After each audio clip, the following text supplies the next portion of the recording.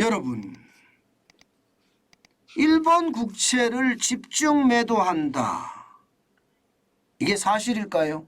이게 실제입니다. 일본의 경제신문이죠. 니혼게이자이에 따르면요, 지금 일본의 국채들 서로 팔려고 난리라고 해요.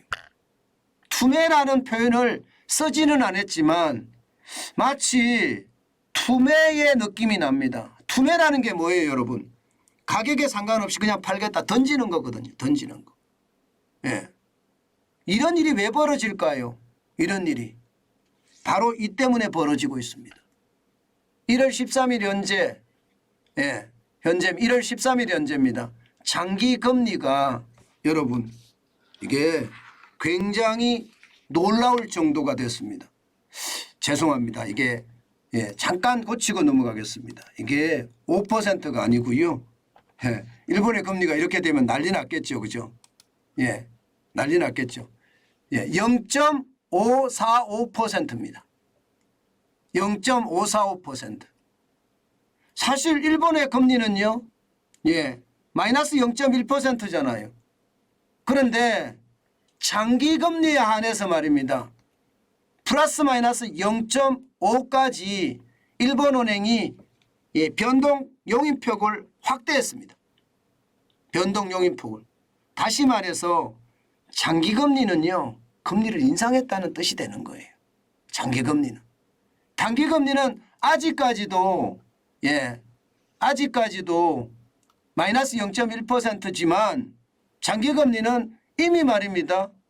플러스 0.5%가 됐다는 뜻입니다. 그런데 이 장기 변동 용인폭 0.5%를 지금 0.545%가 됐으니까 넘어서 버린 거죠. 넘어서 버린 거예요. 그러니까 국채를 가진 사람들이 야, 이거 뭐지? 결국은 일본의 통화정책이 바뀌겠는데 이런 이야기가 나오는 거예요. 지금까지는 일본은 마이너스 0.1%라는 금리로 쉽게 말하면 통화를 계속 풀어왔잖아요. 그러다 보니까 지금 일본의 물가가 장난이 아니에요. 불안한 겁니다. 물가가 많이 올라가니까 국채 시장에서는요, 금리를 올릴 수도 있겠네, 이런 어떤 이야기들이 시장에 작동이 됐다는 겁니다. 시장이 이렇게 작동이 되면 여러분, 금리를 올리겠네 이렇게 작동이 되잖아요. 그러면 채권은 어떻게 될까요? 채권 금리도 올라가겠죠. 반면에 채권의 가격은 어떻게 될까요? 채권의 가격은 반비례합니다. 떨어집니다. 금리를 올릴 가능성이 있다는 그런 표현이 있으면 채권의 가격은 떨어집니다. 그래서 많은 사람들이 일본 국채를 던지는 거예요. 게다가 말입니다. 0.5%가 넘어선 숫자가 여러분 보세요. 0.5%를 잡았는데 지난 1월 10일에 일본은행이 0.5%로 장기금리 상한선을 정했거든요. 그런데 13일에는 0.545%가 됐죠. 16일에는 0.510이죠. 17일에도 0.510입니다. 그러니까 국채 금리 시장에서는, 채권 금리 시장에서는요, 쉽게 말하면 일본이 이제 금리를 올릴 거다, 그렇게 생각을 하는 겁니다. 그러니까 채권 가격이 더 떨어지기 전에 팔아야 되겠다 하고 던지는 거죠. 던지는 거죠. 그러니까 시장은요, 이게 정부 정책보다도 빠르게 움직이고 있다는 뜻이에요. 실제로도 말입니다. 단기금리는 마이너스 0.1% 그대로 유지하지만 장기금리는 플러스 마이너스 0.25%를 플러스 마이너스 0.5%까지 이게 변동 용인폭을 확대했거든요.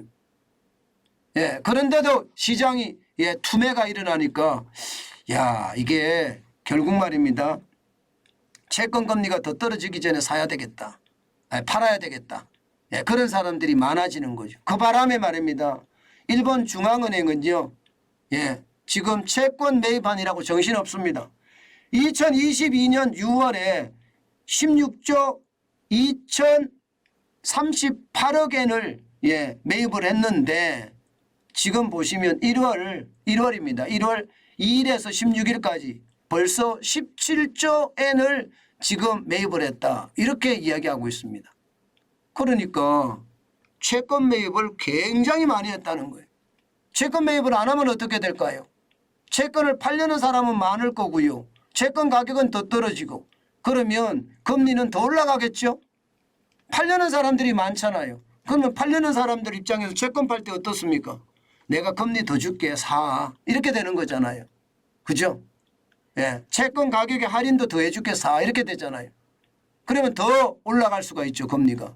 이것을 방지하고자 일본은행이 계속 사들인다는 뜻입니다. 결국 말입니다. 결국 시장에서는 일본이 그동안에 이게 통화 완화 정책이 바뀔 거다 하는 게 시장의 예측입니다. 시장의 예측. 결국은 바뀔 거다. 제가 여러분들에게 엔화를 사는 게 좋다 그 말씀 드리잖아요. 아마 그것이 말입니다. 결국 일본의 금리를 올리면 시장에 있는 엔화를 빨아들인다는 이야기가 되잖아요. 그럼 엔화의 가치는요 더 커지겠죠. 저는 더 커질 거라고 보는 겁니다. 제가 950원 밑으로 내려갔을 때는 여러분 사자고 말씀을 드린 것 그게 바로 이 때문입니다. 아마 구로다 총재의 임기가 오는 4월일 거예요. 4월이 지나고 나면 아마 일본의 어떤 통화정책도 변화가 있을 거다 이렇게 예상합니다. 그래서 제가 여러분들에게 계속 말씀을 드리는데 이게 950원이 밑으로 내려가면 조금 사는 게 좋다. 그 말씀 제가 계속 드리는 거 지금도 유효합니다. 근데 950원 밑으로 내려갈 때 사는 게 좋습니다. 그래야지 이게 뭐 쉽게 말하면 돈의 가치를 더 보존해서 살 수 있다는 생각이 드니까요. 여러분 우리가 일본 여행을 한다고 했잖아요. 그러면 앞으로 얼마나 일본 여행을 할 것인가 거기에 방점을 두고 제가 엔화를 일본 여행 곱하기 비용 그다음에 횟수 이렇게 해서 엔화를 사놓는 거 저는 좋다고 말씀을 드렸는데 지금 시장 굉장히 빠른 속도로 변하고 있기 때문에 한 번쯤 여러분 쳐다보는 게 좋다. 그 말씀 다시 한번 올립니다. 그만큼 시장의 분위기가 굉장히 달라지고 있다는 뜻입니다. 일본의 어떤 통화 정책은 반드시란 제가 표현을 쓰는데요. 변화될 가능성은 굉장히 크다고 봅니다.